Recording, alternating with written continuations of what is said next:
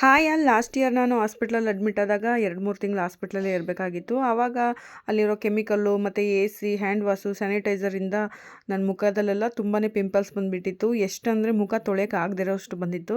Home ರೆಮಿಡಿಯಿಂದನೇ ಅದನ್ನು ಸ್ವಲ್ಪ ಕಡಿಮೆ ಮಾಡ್ಕೊಂಡಿದ್ದೀನಿ. ಅಂದರೆ ಡಿಟಾಕ್ಸ್ ಡ್ರಿಂಕ್ಗಳು ಮತ್ತು ಜೀರಿಗೆ ವಾಟರು, ಚಕ್ಕೆ ಇದನ್ನೆಲ್ಲ ಬಳಸೋದ್ರಿಂದ ಪಿಂಪಲ್ಸ್ ಕಡಿಮೆ ಆಗುತ್ತೆ.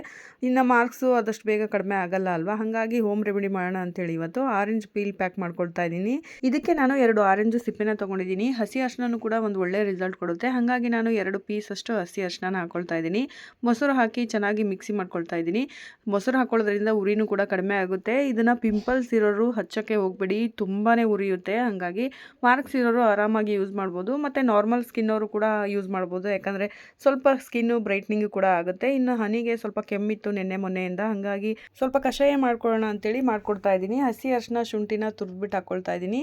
ಅಜ್ವಾಯಿನು, ಜೀರಿಗೆ, ಸ್ವಲ್ಪ ಮೆಣಸು ಪುಡಿ, 2 ಲವಂಗ, ಪುದೀನನ ಹಾಕಿ ಚೆನ್ನಾಗಿ ಕುದಿಸಿದಾದ್ಮೇಲೆ ಸ್ವಲ್ಪ ತಣ್ಣಗಾದ್ಮೇಲೆ ಅವಳಿಗೆ ಕೊಡ್ತಾ ಇದ್ದೀನಿ. ಒಂದು 10-15 ನಿಮಿಷಕ್ಕೆಲ್ಲ ಸ್ವಲ್ಪ ಕಡಿಮೆ ಆಯಿತು ಅಂತ ಅನಿಸ್ತಾ ಇತ್ತು.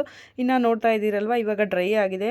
ಫೇಸ್ ವಾಶ್ ಮಾಡಿದ್ಮೇಲೆ ನೀಟಾಗಿ ಕಾಣಿಸ್ತಾ ಇದಿಲ್ವಾ ಒಂದು ವಾಶ್ಗೆ. ಇನ್ನು ಫ್ರಿಜ್ಜಲ್ಲಿ ಇಟ್ಟಿರೋದನ್ನು ಕೂಡ ನಾನು ನೆಕ್ಸ್ಟ್ ಡೇಗೆ ಯೂಸ್ ಮಾಡ್ಕೊಳ್ತೀನಿ.